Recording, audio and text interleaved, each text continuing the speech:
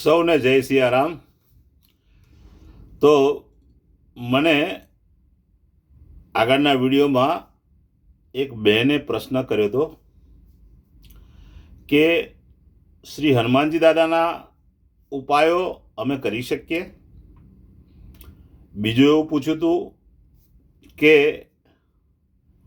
અમે પગની અંદર સરસિયાના તેલનો ચાલ્લો કરી શકીએ.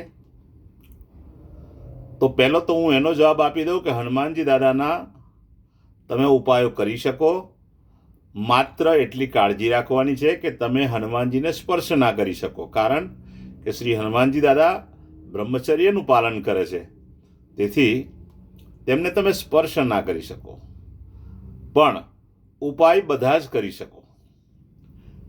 બીજી વસ્તુ, સરસિયાના તેલનો ચાલ્લો બંને પગના અંગૂઠાની નીચે કરવાનો છે.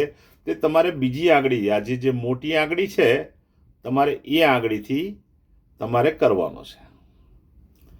ત્રીજી વાત, મને પૂછવામાં આવ્યું હતું કે અમારા ઘરની અંદર કકડાટ કંકાસ બહુ રહે છે. પતિ પત્નીની વચ્ચે કકડાટ અને કંકાસ રહે છે.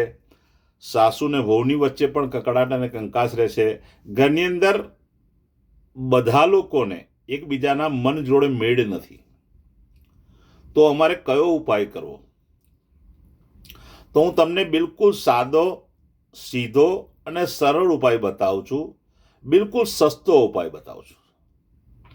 તમારે દર અઠવાડિયે, સમજી લેજો બરોબર, દર અઠવાડિયે દર મંગળવારે વહેલી સવારે પાણીમાં મીઠું નાખવાનું છે અને તે મીઠાવાળા પાણીથી ઘરની અંદર પોતું કરવાનું છે.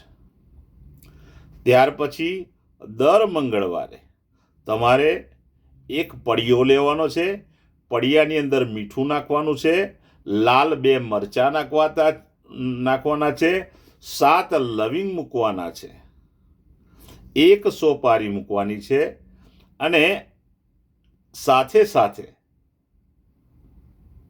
1 કપૂર મૂકવાનું છે. આટલી વસ્તુ પડિયામાં લેવાની છે. ઘરની અંદરથી બધી જગ્યાએથી, બધા જ ખૂણેથી તમારે એ પડિયાને લઈને વારવાનું છે, એટલે કે લઈને ફરવાનું છે.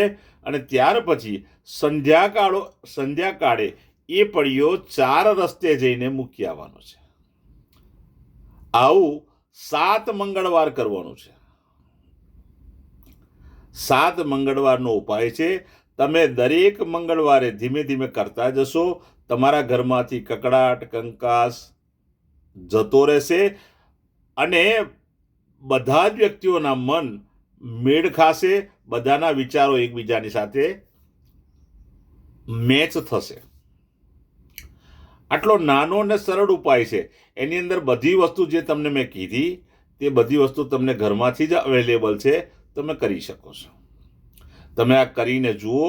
શ્રી હનુમાનજી દાદાની કૃપાથી તમારું સારું થશે. તમારા પરિવારમાંથી કંકાસ અને કકડાટ બધું જતું રહેશે. સૌને જય સિયારામ.